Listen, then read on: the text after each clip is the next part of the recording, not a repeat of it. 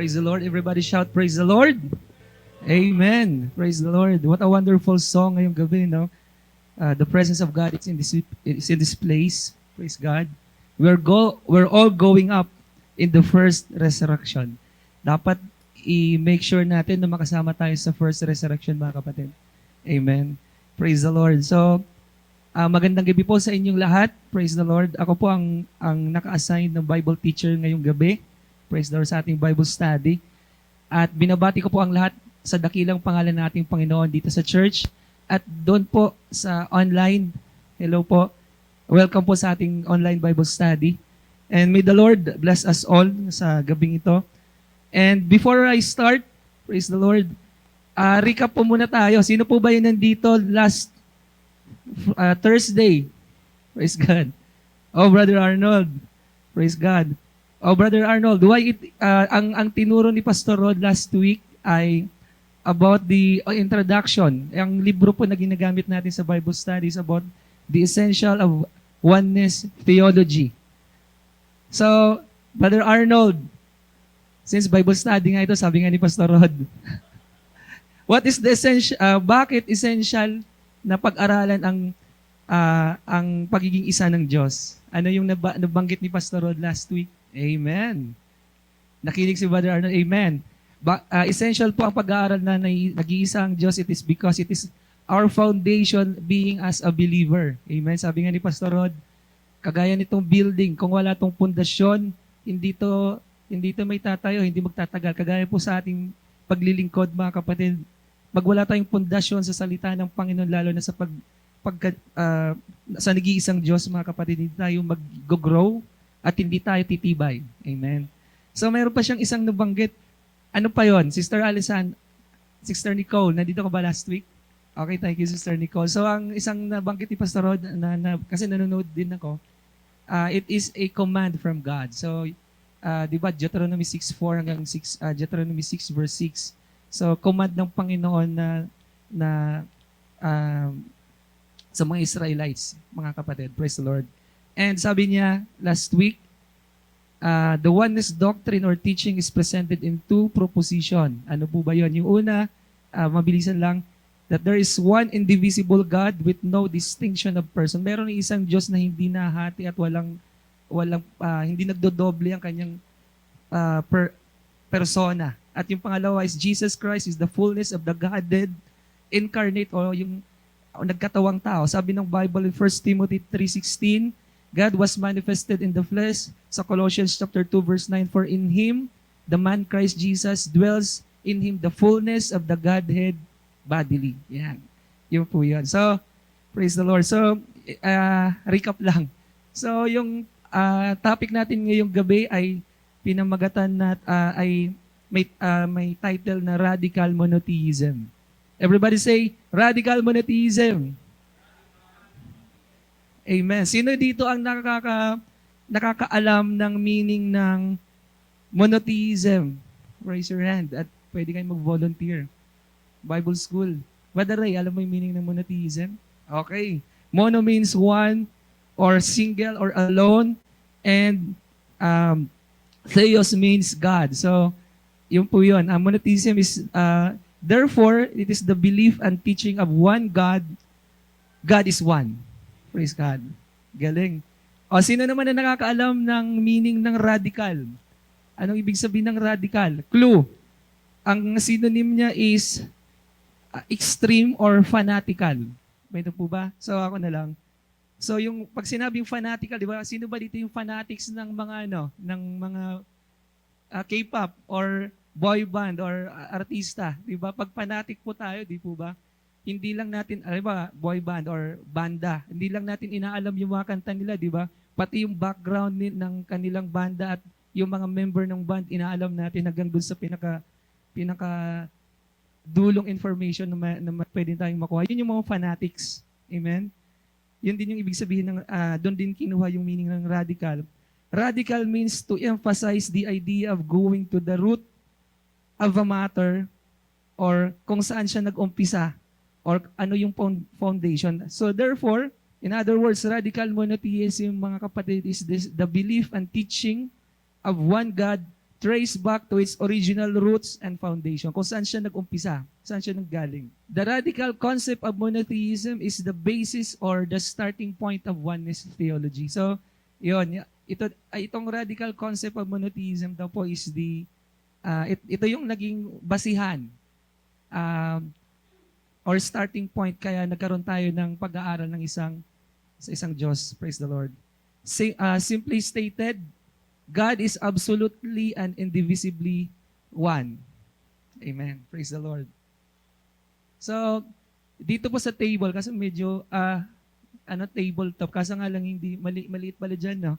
Dito sa table, yan po yung nature of God. So, mayroon siyang dalawang attributes. Yung isa, non-moral and moral attributes.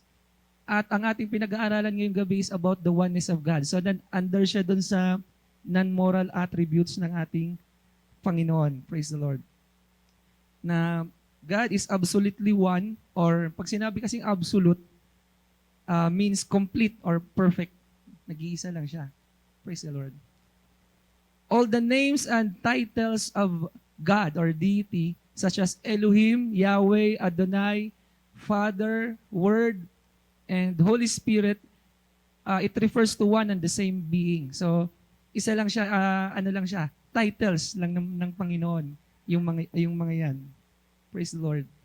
Any plurality or yung pagkabahagi is associated with God is only plurality of attributes, titles, roles, manifestation, modes of activity, or relationship to man.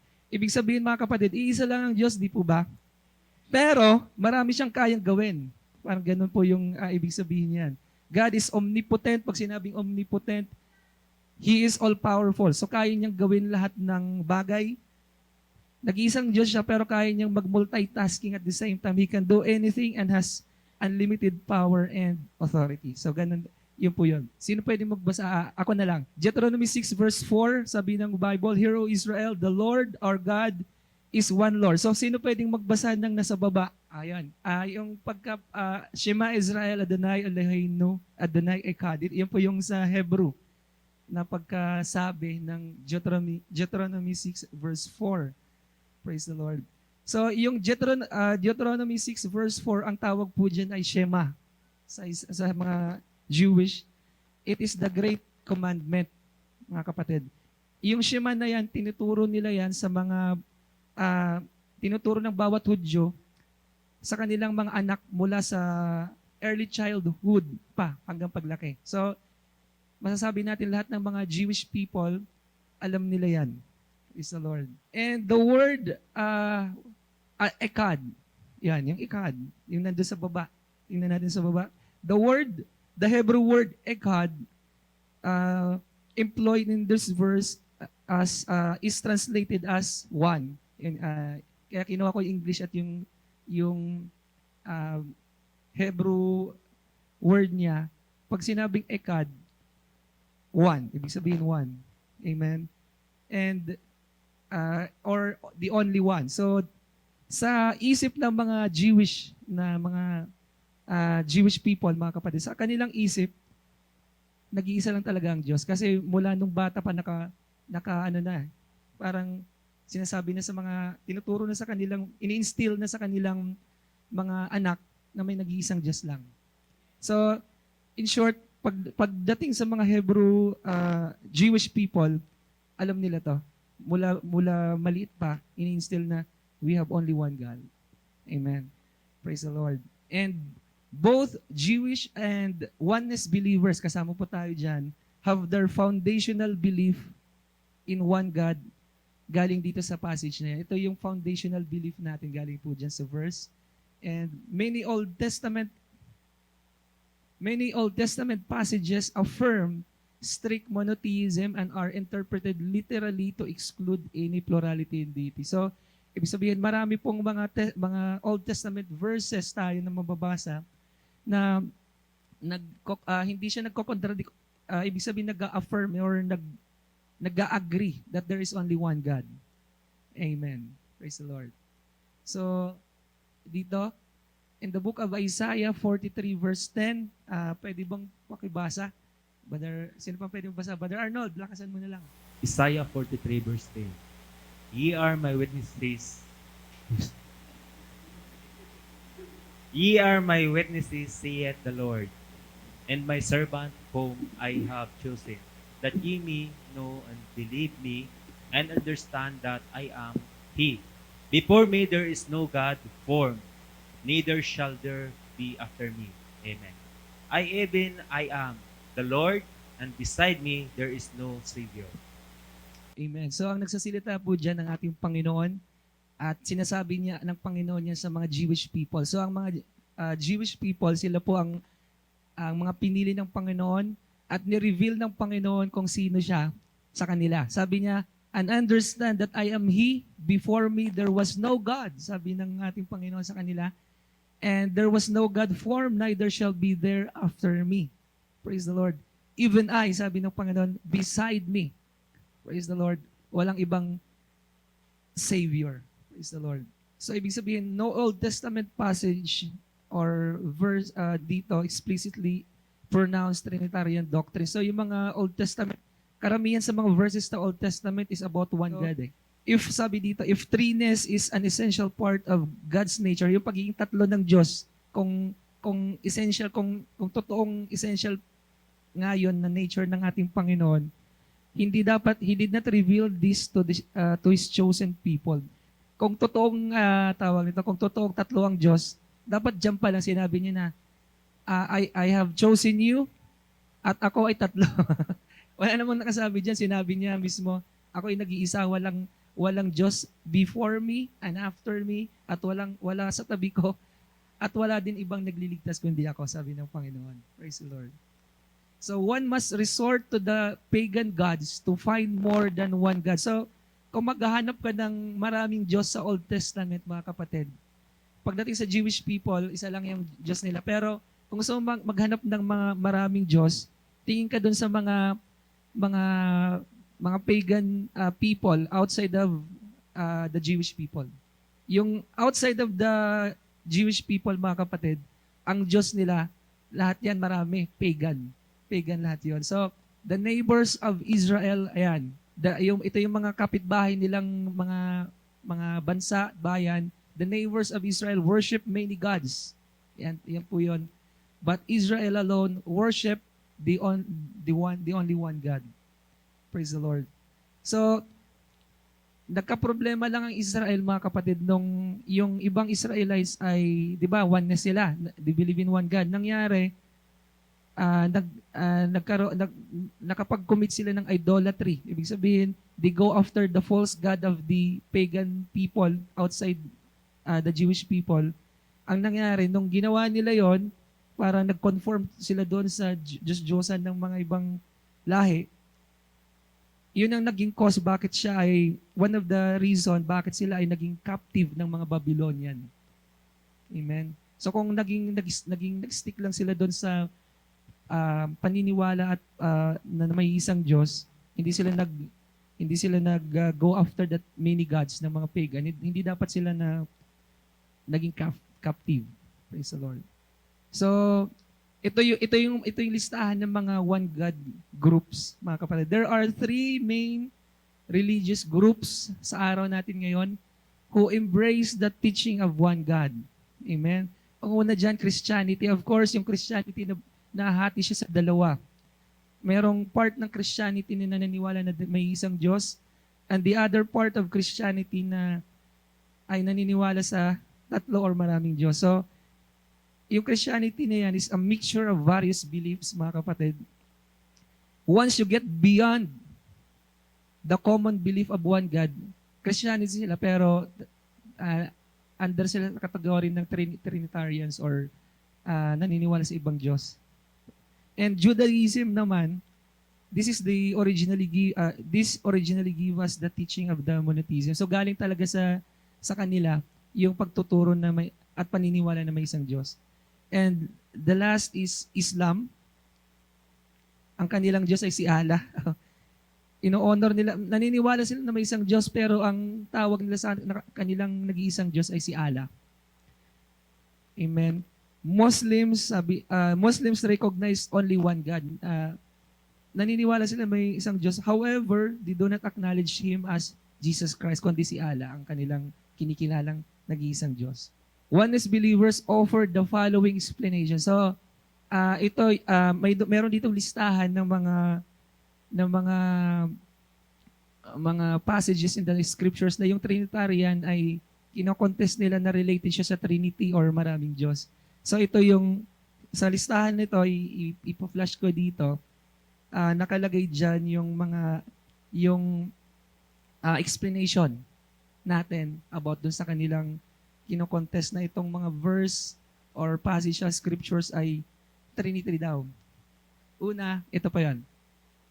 Number 1, the use of the plural word Elohim. So sinasabi nila yung Elohim daw ay plural. Pero hindi naman siya sinasabing, it does not denote a plurality of person. Pag sinabi kasi person, ibang entity or ibang ano siya eh. Hindi naman siya ang ibig sabihin po ng Elohim is a supreme one or mighty one. So yung pag sinabing Elohim, yung characteristic niya is to express the greatness and the majesty of God. Pagdating sa Hebrew language, pag sinabi ng mga Hebrew people, Jewish people, Elohim. So ang tinutukoy nila hindi na maraming Diyos, but they are talking about the greatness and the majesty of God. Pag sinabing Elohim. Ang kasunod po ay, the use of the divine plural in the phrase, let us make man in our image, dun sa Genesis chapter 1 verse 26. Sabi ng Bible, and God said, let us make man in our image after our likeness. So ito rin ang kino-contest ng mga Trinitarians na plural daw siya. Praise the Lord. And this verse, mga kapatid, can be viewed in several ways. Ito po yung pwede nating tingnan dyan. Una, God is conversing with angels according to the Jews, according to the rabbis. Ang Diyos dyan sa Genesis chapter 26 is talking to the angels, or other views is that God is counseling with His own will na mababasa natin sa book of Ephesians chapter 1 verse 11. So, pag sinabing God is counseling with His own will, parang the counsel of God's will is the expression of His intent or purpose through decision. Parang ito yung gusto kong mangyari. Gagawa ko ng tao kagaya ng kawangis ko. Parang ganun po yung ibig sabihin niyan, mga kapatid. And number 3, it is a prophetic reference to the future manifestation of the Son of God. So, yung pwede rin siyang i-view na prophetic siya in reference sa pagdating ng ating Panginoong Jesus in the New Testament. So, ganun po. Ito yung isa pang inaano nila, a prophetic reference to the future manifestation of the Son of God. Significantly, in fulfilling this verse, God created reference the Son are prophetic of the man Christ Jesus, pointing to God's future manifestation. So, parang yung Son, ang inaano nila yung anak is iba sa Ama, parang ganon. But ang ano po natin dyan is that it's the future, it's pointing on Jesus Christ, future manifestation ng flesh ng ating Panginoon. Praise the Lord. Reference the Spirit of God, the Word of God, and the wisdom of God. Parang sinasabi nila, related sa Trinity. Reference the Spirit of God, the Word of God, and the wisdom of God, which do not imply a plurality of persons. Pag nagkakaroon ng pagkakaiba ng person, ng pagkatao or thinking or persons, mga kapatid, pwedeng maging ganon na Trinity, pero hindi siya related dun sa na meron siyang pagkakaiba-iba ng persona. Old Testament theophanies, yan, can easily be seen as manifestation of the one omnipresent, omnipotent God. So, ang theophany, ang ibig sabihin ng theophany, mga kapatid, is the manifestation of deity in sensible form or in appearance ng Panginoon, appearance of God. So, ang isang example po dyan ng theophany ay yung angel of the Lord. Pero occasionally, yung maraming verses sa Old Testament na sinasabi, the angel of the Lord is a type of theophany in many passages. Pero, occasionally, yung phrase na yan denotes literal angel distinguished from God. So, parang galing sa Panginoon ang yung anghel na yan. Pero, it was considered a theophany or the appearance or manifestation of God in a sensible form. Sensible form, ibig sabihin nakikita na nahawakan. And number 6, the attribution of human body parts to God. So sinasabi nila, ang Diyos may kamay. For example. So, parts to God is anthropomorphic. Sabihin nyo nga, anthropomorphic. Ang hirap. Pag sinabing anthropomorphic, it describes or thought of as having human form or of appearance. Yung may kamay, may mata. So, yan, the attribution of human body, parts of God daw is since as the Spirit of God does not have a permanent physical body apart from the Son of Mary. So, ang Diyos ay hindi nakikita, so wala talagang kamay, di ba? God is invisible, di po ba? Nagkaroon lang siya ng form nung kumuha siya ng laman sa ating Panginoong Jesus, sa kay Mary through Mary. Yun po yung si Jesus. So pagdating po sa New Testament, turning to the New Testament, oneness defender or supporter ng oneness teaching, mga kapatid, stresses the importance of exegeting in the light of context and culture. So, ano bang ibig sabihin ng exegeting? Or galing sa word na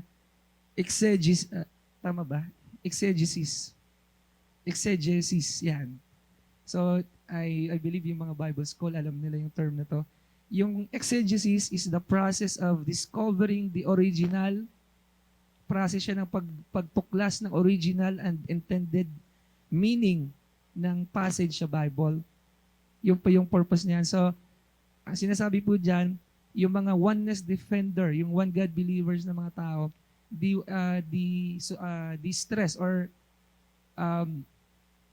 pinupush nila na importante na malaman yung context at yung culture ng salita ng Panginoon, lalo na pag pinag-aaralan mo yung oneness of God. Kasi minsan, hindi naman, dapat tinitrace mo kung anong culture ba ng mga taong nagsasalita dyan. Or anong time frame ba yan sinabi. Parang ganon. Praise the Lord. So the original speakers, the original speakers and the writers were strictly monotheistic Jews. Amen. So yung nagsulat ng dun sa Old Testament and pati sa New Testament, ang mga nagsulat niyan, yung nagsasalita diyan, ang writers diyan are monotheistic Jew. Ibig sabihin, ang nasa isip nila mag-iisang Diyos lang, who had no thought of introducing a dramatic new revelation of plurality of the God. Wala sa isip nila yung na may maraming Diyos. Sabi pa nga dyan, neither writers nor readers thought in Trinitarian categories. So wala silang naisip na, teka lang, may nag-iisang Diyos pero may kategorya, alam ko naging 3, naging 4, naging 5, wala po silang ganon. Ang niisip nila, one God. Amen. For both the doctrine and the terminology of the Trinity had not yet been formulated.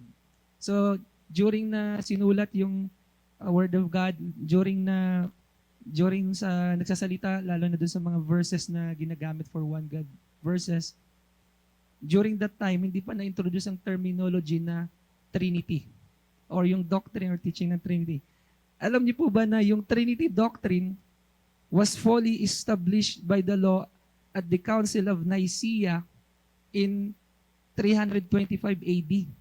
Sa Council of Nicaea. So yung Pentecost, the day of Pentecost, yung nung tinayo yung church, na burn, yung naipanganak yung na-establish yung church ay 30 AD. So mula 30 AD hanggang 325 AD ang habang panahon noon, di po ba? So ibig sabihin, one God believer po talaga yung yung doctrine. And around 150 AD na itong si Tertullian, inintroduce niya pala yung Trinity. So bago yung Council of Nicaea, mga kapatid. Yung Council of Nicaea, ito yung nag-agree sila na, sige, yung doctrine natin, Trinity na. So kung hindi maniniwala ng Trinity, excommunicado. So, etchapera ka sa amin. Parang hindi na sila kasama sa grupo. Praise the Lord. Itong si Tertullian, 150 AD pa lang, inintroduce na niya yung Trinity. And later on, ito yung naging foundation or ito yung naging basihan doon sa pag-establish ng Trinity doctrine doon sa Council of Nicaea. So, sabi ko, grabe itong parang siguro sinaniban to ng sinaniban to ng masamang espiritu kaya doon niya inintroduce. So, in other words, mga kapatid, mula Old Testament hanggang doon sa naitayo yung church, Book of Acts, wala talagang walang doctrine or walang teaching or walang terminology or hindi na introduce yung pagtuturo at paniniwala na may tatlong Diyos or Trinity. Praise the Lord. So many New Testament passages affirm the Old Testament monotheism. Ibig sabihin nito, yung mga New Testament verses, passage that refers to God, nag-harmonize doon sa mga passages sa Old Testament na there is only one God. Hindi sila nagkakagulo, bagkos nagkakaroon sila ng agreement or harmony, mga kapatid. And neither testament uses the word Trinity. So both New Testament and Old Testament, sinearch ko rin nag-search ako sa application, Trinity. Wala akong makita. Computer na yung nag-i-scan doon Pero walang Trinity, mga kapatid. And neither testament uses the word Trinity or associates the word three or the word persons with the deity in any significant way. So, in short, wala talaga. Praise God. Hebrew chapter 1 verse 3. Sino pwedeng magbasa po? O, Sister Nicole, nasa harapan ka.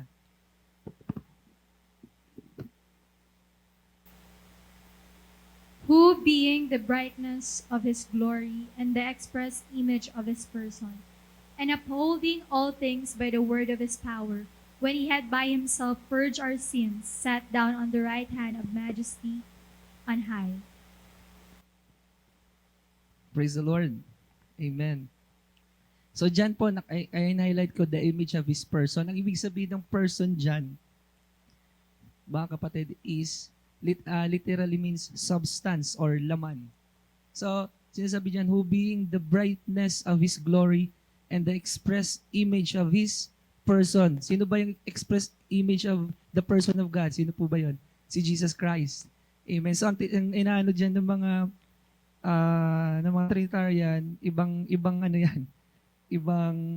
person. Praise the Lord. At yung person dyan, ang meaning niya substance, which is in Greek, ang term nila dyan is hypostasis. Hypostasis. Ayan, praise the Lord. So, while Trinitarian concede or admit that their doctrine of the Godhead is a mystery to finite human mind. So, ang ina-admit naman ng mga Trinitarian na yung doctrine of the Godhead is mystery sa mga limited na pag-iisip natin. Actually, yung Trinitarian, mga kapatid, meron ako napanood na debate with David Bernard. matagal na, siguro mga 80s yun eh. Nag-debate sila. Naniniwala daw sila sa isang Diyos, lalo na in reference doon sa Old Testament. Sabi niya, wala kami problema dyan. Naniniwala kami dyan sa isang Diyos. Pero, pagdating sa New Testament, doon na sila naguluhan. Kasi doon pumasok si Jesus Christ eh. Ang stand ni na David Bernard, yung group nila at that time, sabi niya, pag sinabi ng Bible that there is only one God, mula Old Testament hanggang New Testament, one God pa rin yan. Kaya yung mga Trinitarian sabi niya, paano yung kung sa New Testament, kung Diyos si Jesus, bakit siya nagpipray? Parang ganun yung niya eh. So sabi niya, imposible yung Diyos na nagpipray sa Diyos. Parang ganun. So, in short, naguguluhan sila. Kaya yung mga karamihan sa Trinitarian, di admit na yung doctrine of the Godhead is a mystery. Parang ang hirap, mahirap, ano mang tawag dyan? Parang mahirap maunawaan sa pamamagitan ng isip. Praise the Lord. But, yung tayo na oneness, mga kapatid, yung naniniwala sa isang Diyos, oneness adherence and maintain that God's oneness is no mystery. Praise the Lord. Walang mystery sa hindi misteryo ang pagkaisa ng Diyos, but is clearly revealed in the scriptures to those who will believe. Amen. Yung pagkaisa ng Diyos is hindi siya misteryo because it was revealed by God in the book of 1 Timothy chapter 3 verse 16. Sino po yung nakaka-memorize? Bible school. Sabi ng Bible in 1 Timothy chapter 3 verse 16, and without controversy, great is the mystery of godliness. Di ba? Mystery, misteryo. Pero ang kasunod niya na part, God was manifested in the flesh. So, ibig sabihin, yung misteryo na yon, naihayag. God was manifested in the flesh. Praise the Lord. Ayun. So, sa Trinitarian, parang gulo. Pero sa atin, dapat hindi tayo maguluhan dyan pagdating sa pagka-Diyos ni Jesus Christ. Jesus Christ is fully man, pero sabi ng Bible, dwelleth in Him is the fullness of the Godhead bodily. So, God was manifested in the flesh. Parang bilis malapit na matapos. Hopefully, nagte-take note po kayo and may tanong ako mamaya after mga Sister Jasmine.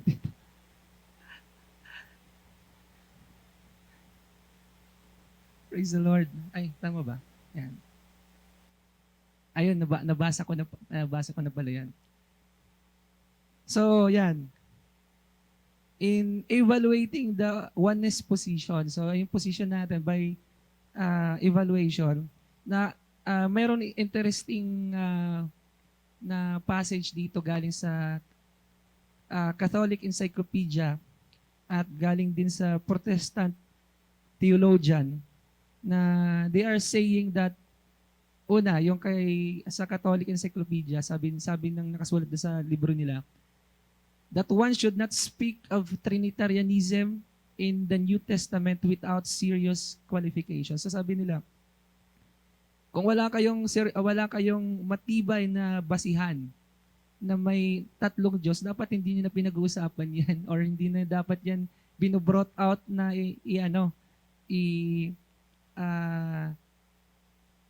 ipag-usapan or parang bigyan ng halaga. Kasi kung wala naman talagang qualification na mayroong tatlong Diyos, dapat hindi na yan.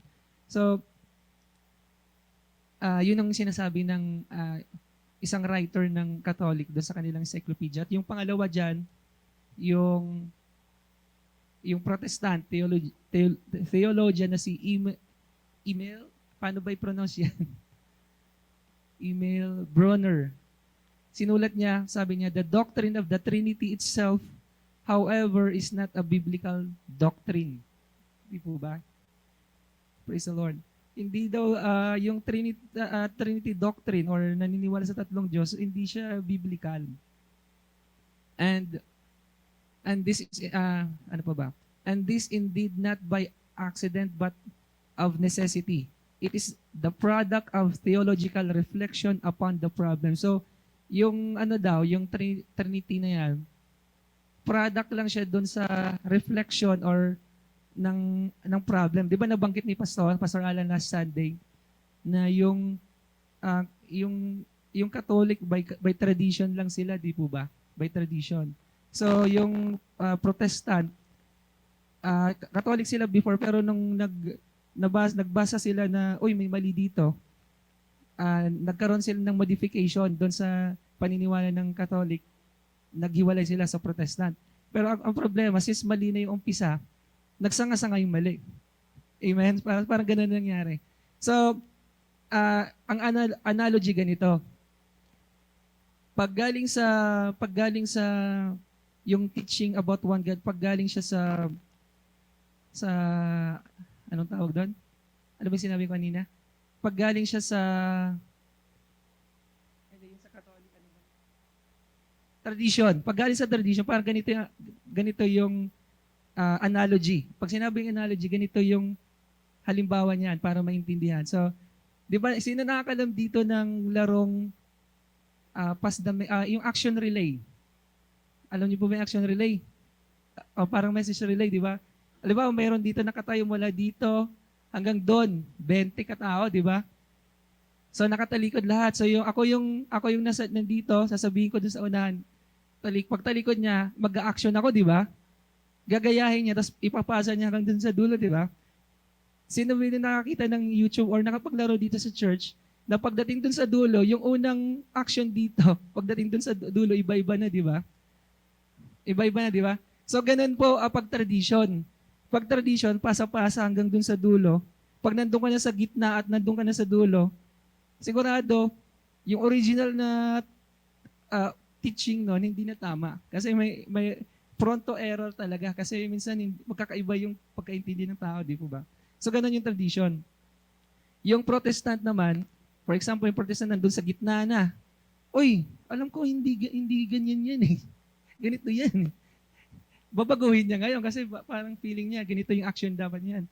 Pero actually, mali pa rin. So, praise the Lord. So, pagdating sa pag-aaral ng salita ng Panginoon about the oneness of God, napaka-importante mga kapatid na hindi tayo dun sa tradition or dun sa pag-modify or pag-reform dun sa mali ng tradition, but dapat dun tayo bumalik sa original. Kung saan ba nanggaling yan. So, malapit na ako magtapos. Praise the Lord. Ayun na yun, kadugtong. So, ito yung conclusion, bago ako mag-conclude, ito yung dulo. So, the best approach for us to understand about the oneness of God, praise the Lord, is to go back to its roots and origin. Ibig sabihin, balik tayo doon sa sino ba yung saan ba galing yung pagtuturo na may isang Diyos? 'Di ba galing sa mga Hudyo? Doon tayo mag-base. At sino ba nag-reveal sa mga Hudyo na may isang Diyos? 'Di ba ang Diyos? Hindi galing sa kay Pope John Paul yata. Okay, galing yata kay Ellen White, parang gano'n. So, ibig sabihin, let's go back to the roots. Kaya radical, di ba? Pag sinabing radical, you go back to its roots. Parang mathematics. Sino ba dito yung alam yung square root? Sino ba yung may nakakalam ng square root? Square root of 9, Sister Nicole. 3, di ba? 3 times 3, 9. 9 times 3, 27. Cube root of 27. 3, di ba? Ganun po yun. Yung pag sinabing yung sign ng math na square root, ang tawag nila doon radical symbol. So, kung gusto mong malaman yung pinaka base number or root number ng number na yan, lagyan mo ng radical sign. Parang gano'n. The square root of 9 is 3. The cube root of 27 is 3, di po ba? So, in short, pagdating sa pagtuturo or understanding sa oneness of God, let us go back to its roots. So, doon sa pinagmulan, pinanggalingan, at origin. Praise the Lord. And, praise the Lord. Parang ang bilis ng oras. Pero ito lang kasi yung, yes po, Pastor. Ready niyo po yung question po And lastly, it takes a revelation from God Himself. Although hindi siya kasama doon sa libro, pero dinagdag ko lang. Minsan, yung pagkaintindi sa nag-iisang Diyos, it takes revelation from God. Amen? Kasi kagaya niya, ang daming magagaling sa Bible, ng mga Trinitarian, manonood ako ng debate nila, daming verse, galing. Pero hindi nila maintindihan na may isang Diyos. Naguguluhan sila. So, for me, it takes a revelation from God Himself in order for us to understand kung sino siya. Amen? So, bago kayo magtanong, for the last, ito yung papakita kong picture. For example, I have this example, mga kapatid. It is about the conversion of soul. Mababasa natin yan sa Book of Acts, chapter 9, verse 3 hanggang 6. Sabi, kung may Bible kayo, pwede nyo buksan. Pero ang nangyari po dyan, napaka-interesting po ang nangyari dyan, mga kapatid, because, di ba, sino dito nakakalaman si Saul ay persecutor ng di ba? Ng church, di ba? During that time. Pero itong si Saul, mga kapatid, sabi nga, he is a Jew of the Jews. At magaling siya about sa, alam niya yung pagtuturo ng mga Hudyo, di po ba? And he believed in one God. Amen? Di ba? Diniscuss natin kanina, yung mga Jewish people, maliit pala yung bata, anong tawag, ang term mo din kanina? Ini-instill or ini-indoctrinate na nila na may isang Diyos lang. So I believe itong si Saul ay oneness believer. Naniniwala siya na may isang Diyos pero hindi niya matanggap na bakit may yung church pinipersecute na hindi niya matanggap bakit mayroon silang ibang Diyos aside from our God. So nangyari habang papunta siya sa Damascus, itong si Saul ay nagkaroon ng encounter sa ating Panginoon. Amen. And ang una ng tanong, who art thou, Lord? Sabi niya, sino ka ba, Panginoon? Anong pangalan mo? Praise God. Anong sabi ng Panginoon? I am Jesus whom you persecutest. So, with that, mga kapatid, yung experience kasi na yun, si Saul, nung na-encounter niya ang Diyos doon sa Damascus, he believed that yung na-encounter niya na yun, ay yung nag-iisang Diyos na kanyang pinaniniwalaan. Pero nabigla siya nung sinabi ng Diyos na yon na I am Jesus, whom you persecute. Sino bang pinipersecute niya? Yung church, di ba? During that time. So it is a revelation from Paul kay Saul na yung Diyos pala niya pinagsisilbihan is same God na pinagsisilbihan ng mga pinipersecute niyang church. At yung pangalan niya ay si Jesus Christ. So, later on, di ba, nabago yung kanyang pangalan and mula sa persecutor, di ba, isa sa mga matinding ginamit ng Panginoon because he received a revelation from God na may isang Diyos at that yung nag-iisang Diyos na yan ay si Jesus Christ. Amen. So, it takes the revelation of God, hindi lang sa kailangan pag nag-aaral tayo or nagsisearch tayo ng teaching or kagaya ng oneness of God, hindi lang importante na bumalik tayo dun sa pinanggalingan kung sino ang pinagmulan. Importante din para sa akin, mga kapatid, na bigyan tayo ng pagkaunawa na galing sa Panginoon. Kasi kung walang guidance, walang revelation na galing sa Diyos about sa Word of God, mahirap. Mahirap. So, yun lang po ang hanggang dyan lang ang ating topic. Praise the Lord. Let us clap our hands to the Lord.